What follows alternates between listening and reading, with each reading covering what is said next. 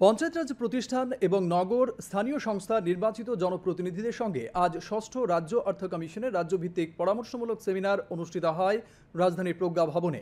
উপস্থিত ছিলেন অর্থমন্ত্রী প্রণজিৎ সিংহ রায়, পঞ্চায়েত মন্ত্রী কিশোর বর্মন, মেয়র দীপক মজুমদার সহ ৮ জেলার জেলা সভাধিপতি সহ সংশ্লিষ্ট দপ্তরের উচ্চপদস্থ আধিকারিক এবং গ্রামীণ নগর স্থানীয় সংস্থার নির্বাচিত জনপ্রতিনিধিরা।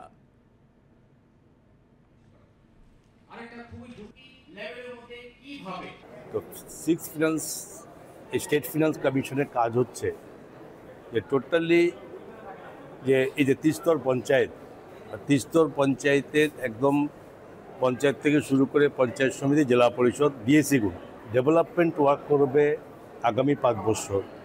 তো সেখানে কি পর্যায়ে কোথায় কাজ করলে এবং কোন কোন বিশেষ কাজের প্রতি গুরুত্ব দিতে হবে, এই সমস্ত কিছু তাদের থেকে সরাসরি তাদের মানে সাজেশন আমাদের কালেক্ট করা।